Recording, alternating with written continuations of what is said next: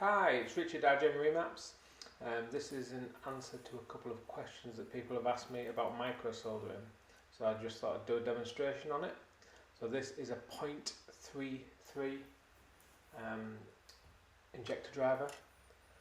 It's 0.33 because there's 3 legs on the chip per millimetre. So I'll just put this on a ruler to show you. It's quite tiny. It's probably one of the smaller pictures you'd get in a general engine ECU. So yeah, at the end I think we'll get it to be able to see.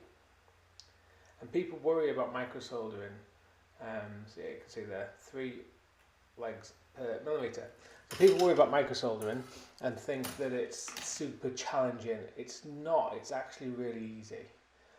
So I put a little blob of flux in the middle of this just to stop the chip rattling around, because aligning the chip is the hardest part on these. So we'll just sit that in. You would make sure your orientation is correct, so the same way as you took the old one off.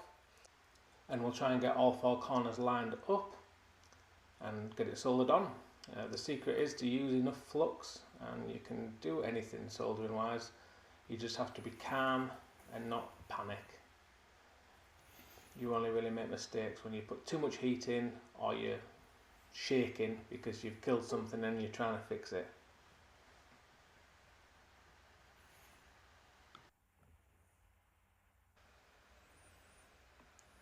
So I'll start by saying I am not an expert in micro soldering.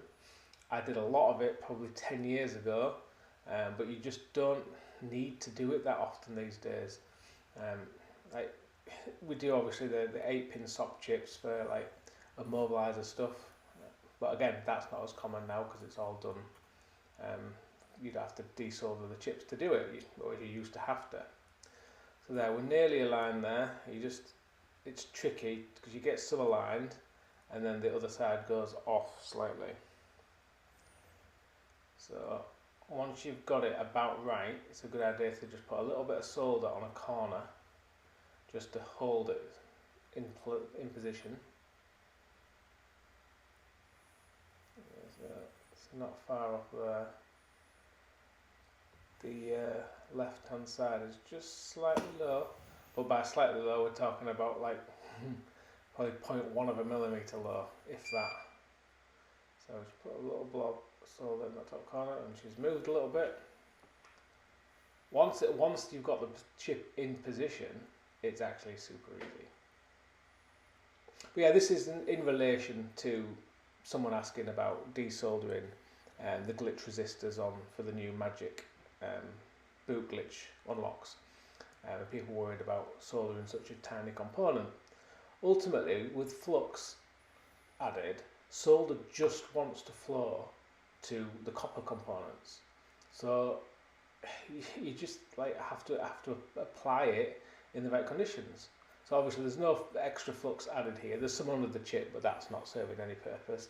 You can see how it's like a big glob of solder there, and you can see how that left hand side is still not quite aligned. It's enough, we'll get that soldered on there, no problem at all, but it is ever so slightly off. What you could do at the end is you could flow it with a hot air station, and that would actually strain itself up and align itself back on the board, because chips actually want to sit where the pads are, and obviously with the hot air it allows all the pads to be heated up at the same time, and it would kind of flow to its where it wants to be. So that's just a load of flux we put on there, and this is the fun part. Put some solder on and just drag it down, and you'll see how with the flux the solder only wants to stick to the pads. It doesn't want to stick together. Now getting the last little bits off is the hard part. So you can see there, that's not bad at all. The bottom 2 there are just a bit on. That's it, that's good. That's one side complete. People assume that you have to solder each pad individually. That's absolutely not the case and practically impossible. Drag soldering is the easiest way to do this type of thing. So we'll just follow the way around. You see there. And like I say, I've not done this on a daily basis for years, so I'm completely rusty, and this is definitely an amateur's tutorial. But it's a good demonstration of how drag soldering works.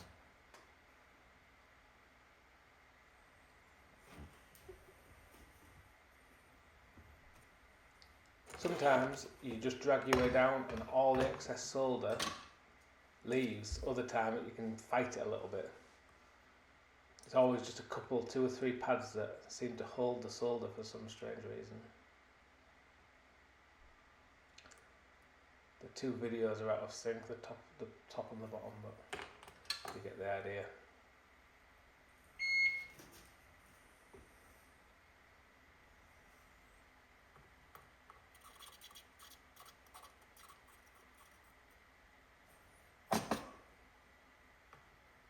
And it's good to just drag from top to the bottom and keep cleaning the tip of your iron. Just remove the excess solder, and the excess should end up on your iron and not on the pads, just like that. And this one up here.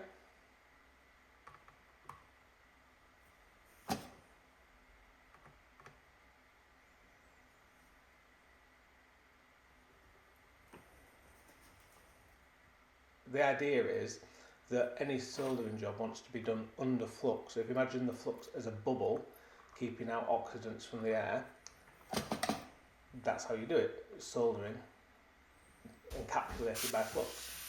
And then I'm just going to clean this off, some aerosol, and we'll inspect the joints. As I say, the ones on the left hand side there are absolutely a little bit out of alignment, but it would, I'm absolutely certain that would work perfectly. You could, if you wanted, cover the thing in flux now, use a hot air station, and it would kind of realign itself. Just zooming in to get a slightly better shot maybe. A little bit blurry. But yeah, you can see nice clean joints. There's no solder in between the pads. You can do this absolutely with just a jeweler's loupe, doing it by eye. You do not need a microscope to actually solder this, because you're just dragging the iron down. It's actually easy to see with the naked eye when 2 pads are connected. So you just drag it down. If you think you've got it, inspect with a jeweler's loupe after, and away you go. Hope you found this useful.